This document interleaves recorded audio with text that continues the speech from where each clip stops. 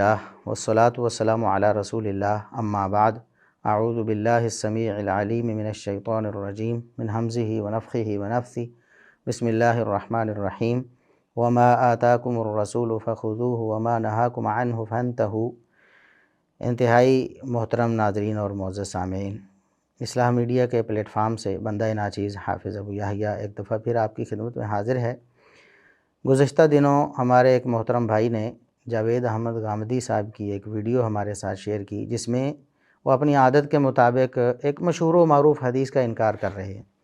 ये हदीस हमारे बच्चे बच्चे ने सुन रखी है, बड़ों को याद है, उनको ये बार बार सुनी सुनाई जाती है कि रसूलुल्लाह सल्लल्लाहु अलैहि वसल्लम पर पहली वही गारे हिरा में नाजिल हुई।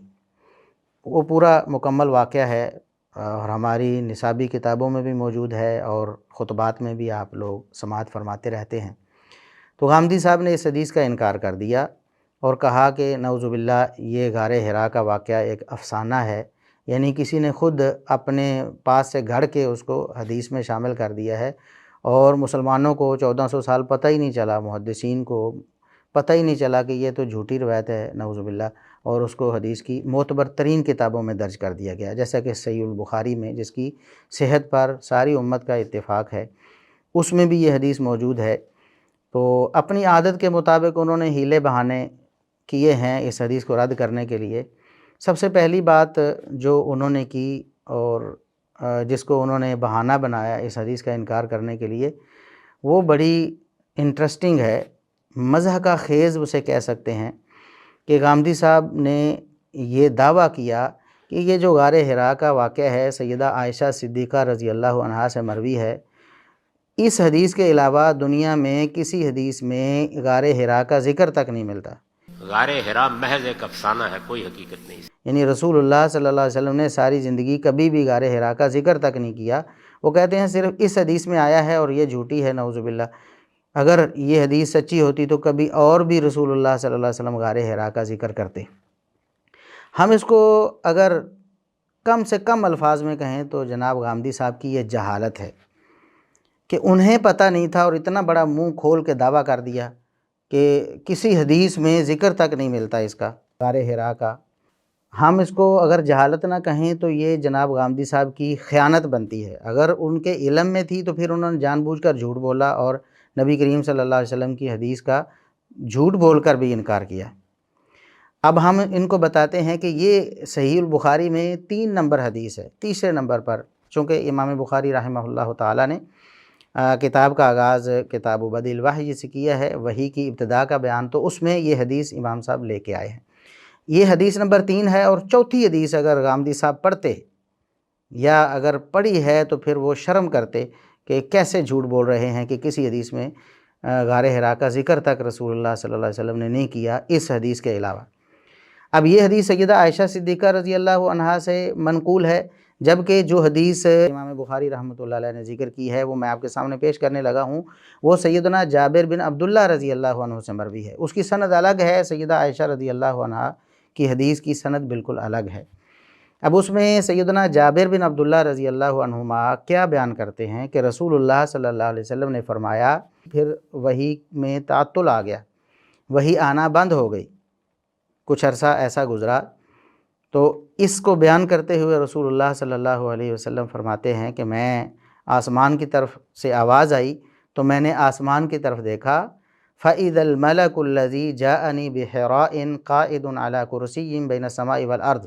तो मैंने वही फ़रिश्ता यानी जिब्रील अमीन अलैहिस्सलाम को देखा, वही फ़रिश्ता जो मेरे पास गारे हिरा में आया था, वो आसमान और ज़मीन के माबैन एक कुर्सी पर बैठा हुआ है। तो रसूलुल्लाह सल्लल्लाहु अलैहि वसल्लम फिर दोबारा उसका ज़िक्र कर रहे हैं। गारे हिरा में पहली वही का ज़िक्र अलग हदीस में है, सैयदा आयशा सिद्दीक़ा रज़ी अल्लाह अन्हा की हदीस, और ये हदीस बिल्कुल अलग है। रसूलुल्लाह सल्लल्लाहु अलैहि वसल्लम दोबारा ज़िक्र फरमा रहे हैं, सहाबा को बताते हैं कि मैंने उस फ़रिश्ते को देखा जो गारे हिरा में मेरे पास आया था।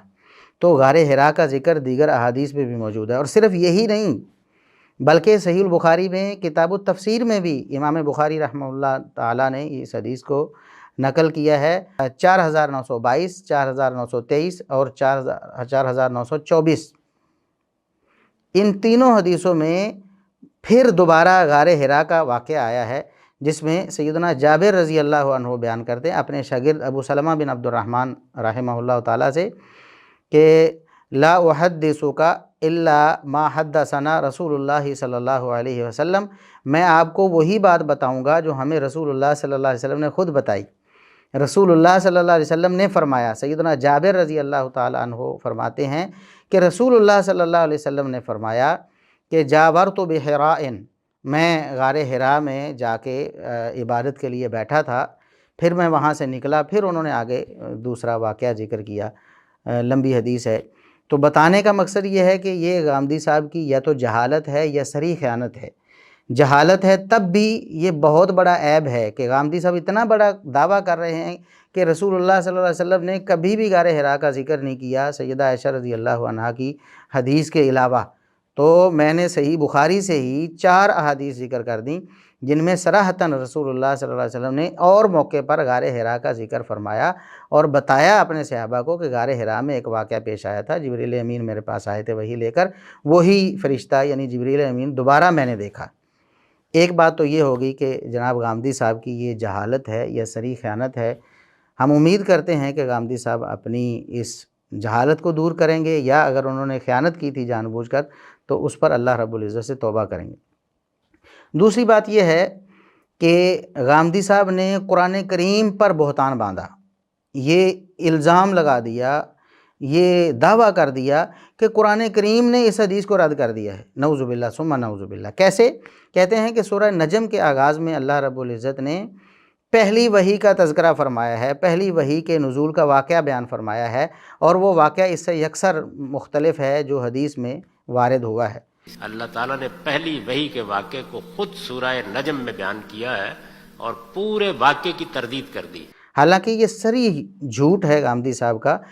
سورہ نجم کا آپ خود مطالعہ کریں، سورہ نجم پڑھیں، کوئی تفسیر پڑھیں، دیکھیں 1400 سال سے امت تفسیر بھی کرتی آئی ہے، قرآن کو سمجھتی بھی آئی ہے، کسی نے کہا ہو کہ یہ پہلی وحی کا واقعہ ہے قرآن کریم کی، چلیں غامدی صاحب تو مانتے ہی نہیں نا کسی کو، تو قرآن کریم میں کوئی لفظ ایسا ہے سورہ نجم میں یا کسی اور آیت میں کہ یہ جو واقعہ ہے سورہ نجم کے آغاز میں یہ پہلی وحی کے نزول کا واقعہ ہے؟ صریح جھوٹ۔ بالکل اللہ رب العزت نے یہ نہیں فرمایا، نہ کسی آیت کا یہ مفہوم ہے کہ پہلی وحی ایسے نازل ہوئی تھی۔ دوسری بات یہ ہے کہ وَلَقَدْ رَآهُ نَزْلَةً أُخْرَى، اگر اس سے غامدی صاحب نے سمجھا ہے کہ دوسری وحی وہ تھی جس کا ذکر اللہ رب العزت نے یہ کہہ کر فرمایا وَلَقَدْ رَآهُ نَزْلَةً أُخْرَى، اور پہلی وحی اس سے پہلے جو سورہ نجم کی آیات ہیں وہ بیان کرتی ہیں، تو یہ بھی غلط بیانی ہے، یہ بھی بہت بڑی غلط بیانی ہے، کیونکہ وَلَقَدْ رَآهُ نَزْلَةً أُخْرَى اس سے مراد دوسری وحی نہیں ہے، اس سے مراد جبریل امین کو دوسری دفعہ اپنی اصلی صورت میں دیکھنا ہے، جیسا کہ احادیث میں موجود ہے کہ نبی کریم صلی اللہ علیہ وسلم نے جبریل امین کو 2 دفعہ ان کی اصلی صورت میں دیکھا۔ لہٰذا یہ کہہ کر قرآن کریم پر بہتان باندھنا کہ قرآن نے اس حدیث کا رد کر دیا اور قرآن نے پہلی وحی کا واقعہ یوں بیان فرمایا جبکہ نبی کریم صلی اللہ علیہ وسلم کی حدیث میں ایسے ہے، تو یہ بھی جناب غامدی صاحب کی کذب بیانی ہے۔ اللہ رب العزت جناب غامدی صاحب کو ہدایت دے، حدیث کا انکار کرنے کے لیے اتنا آگے چلے جاتے ہیں۔ پھر وہ کہتے ہیں کہ قرآن کریم نے جو بیان کیا ہے پہلی وحی کہ رسول اللہ صلی اللہ علیہ وسلم مکمل اطمینان اور یقین کے ساتھ وہ وحی سن رہے تھے، جبکہ حدیث میں ایسا نہیں ہے، یہ بھی غلط بیانی ہے۔ اس حدیث میں رسول اللہ صلی اللہ علیہ وسلم نے اللہ رب العزت کی وحی کے حوالے سے کسی شک و شبہ کا اظہار نہیں کیا، بلکہ رسول اللہ صلی اللہ علیہ وسلم اس صورتحال کو دیکھ کر جو پہلی دفعہ آپ سے پیش آئی تھی آپ پریشان ہو گئے، اور قرآن بھی اس کا مؤید ہے۔ قرآن کریم نے بھی ذکر کیا ہے کہ نبی کریم صلی اللہ علیہ وسلم کو وحی کے آغاز سے پہلے اس بات کا احتمال تک نہیں تھا، آپ کو خیال بھی نہیں آیا تھا کبھی کہ یہ قرآن یا آیات میرے اوپر نازل ہوں گی، اور یہ اللہ رب العزت نے کئی ایک مقامات پر قرآن کریم میں ذکر فرمایا، وَمَا كُنْتَ تَرْجُو أَن يُلْقَى إِلَيْكَ الْكِتَابُ، ایک یہ موقع ہے، اور دوسرا مَا كُنْتَ تَدْرِي مَا الْكِتَابُ وَلَا الْإِيمَانُ، تو اللہ رب العزت نے بتایا ہے کہ محمد الرسول اللہ صلی اللہ علیہ وسلم کو کہ آپ کو نہیں پتہ تھا جب وحی آنی تھی، اس سے پہلے آپ کو نہیں پتہ تھا کہ آپ پر یہ وحی نازل ہوگی، اللہ رب العزت کتاب نازل فرمائے گا۔ لہٰذا ایسے موقع پر وقتی طور پر انسان کا حیران ہو جانا اور پریشان ہو جانا یہ کوئی بعید بات نہیں ہے۔ رسول اللہ صلی اللہ علیہ وسلم انسان تھے اور انسان ہونے کے ناطے ایسی چیزیں انسان کو پیش آ جاتی ہیں، غم بھی، بیماری بھی، پریشانی بھی، خوف بھی لاحق ہو سکتا ہے۔ تو رسول اللہ صلی اللہ علیہ وسلم کو اپنی جان کا خوف لاحق ہوا، آپ صلی اللہ علیہ وسلم کو اللہ کی وحی کے بارے میں کوئی شک نہیں ہوا، اور آپ صلی اللہ علیہ وسلم نے کبھی اس چیز کا اظہار نہیں کیا کہ اللہ رب العزت نے جو وحی نازل فرمائی مجھے اس بارے میں کوئی شک ہے۔